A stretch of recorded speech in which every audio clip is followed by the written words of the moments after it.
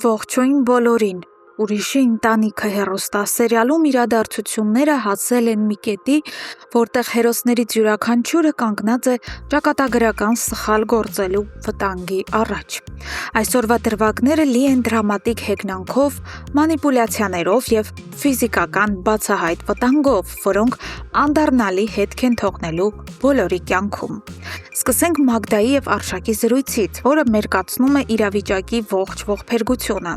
Մագդան չափազանց նեղված եւ հիասթափված կիսվում է հորեղբոր հետ։ Նորոն մոռացել է գալ իր հետևից եւ նրանց սպասված ռոմանտիկ երեկոն ձախողվել է։ Արշակը դրսևորելով իսկական հասունություն եւ կյանքի փորձ, ձգտում է հանգստացնել աղջկան։ Նա շատ ճիշտ է նկատում, որ կյանքում ամեն բան պատահում է, եւ եթե Նորոյի պես տղան չի եկել, ուրեմն հաստատ շատ լուրջ, գուցե անհաղթահարելի պատճառ է ունեցել։ Այս տեսարանի դրամատիզմը հենց նրանում է, որ Մագդան նեղանում է սովորական կենցաղային թվացող խնդրից, գաղափար անգամ չունենալով, թե իրականում ինչ մահացու վտանգի միջով է անցնում իր սիրելին հենց այդ նույն վայրկյաններին։ Մինչ Մագդան տառապում է անորոշությունից, հաջորդ առավոտյան Արշակը բախվում է հերթական դավաճանությանը։ Նա առաջնորդվելով իր բարի կամքով եւ մարդասիրությամբ գնում է հիվանդանոց Լանային հյուրանոց ուղեկցելու համար։ Նա ցանկանում էր պարզապես օգնել մի կնոջ, ով մնացել էր անօգնական։ Սակայն հիվանդանոցում նրան սպասում է սառը ցնցող։ Բուժքույրը հայտնում է, որ Լանան դեռ 3 է դուրս գրվել ու հեռացել։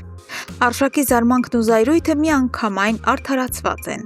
Լանան նորից արեց իր ուզածը, նորից ընտրեց փախուստի ճանապարհը։ Նա փախավ ոչ միայն Արշակից, այլև սեփական խղճից, ցույց տալով, որ նույնիսկ մահվան եզրին հայտնվելը նրան չի սովորեցրել գնահատել ուրիշի բարությունը։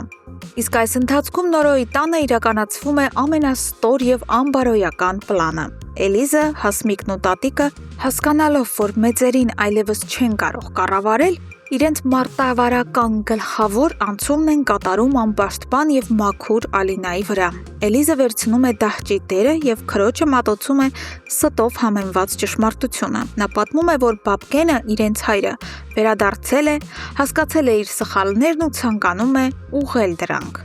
Ալինան ուղղակի ապշած է։ Էլիզը վարպետորեն խաղում է երեխայի հույզերի հետ, ներկայացնելով Բաբկենին որպես զղջացող զոհի, ում անպայման պետք է տալ երկրորդ հնարավորություն։ Նրանք կուրացնում են Ալինային, ներքաշելով նրան մեծերի կեղտոտ խաղերի եւ ինտրիգների մեջ։ Եվ վերջապես հասնում ենք սերիայի ամենածանր եւ ողբերգական գագաթնակետին։ Հիմա մենք հասկանում ենք, թե ինչու Նորոն չեկավ Մագդայի հետ հանդիպման։ Նա եւ Էդոն կյանքի ու մահվան կռիվ են տալիս։ Ընկնելով Կարենի հետևից, Նորոն կորցնում է զգոնությունը։ Հետապնդման տաքության մեջ նա հասնում է Կարենին եւ նրա հետևից ներխուժում ինչ-որ կիսախարխուլ մութ շենք, եւ սա ճակատագրական սխալ էր։ Կարենը, ով իրեն զգում է մթության մեջ ինչպես գիշատիչը իր որջում, դարանակալում է Նորոյին։ Սկսվում է անհավասար մարդ եւ Կարենը դաժան, անխնա ծեծի է ենթարկում Նորոյին։ Պահը պարզապես սարսափելի է։ Արդյոք Էդոն կհասցնի գտնել ու փրկել ընկերոջը, թե Կարենը վերջնականապես կիրագործի իր սև գործը։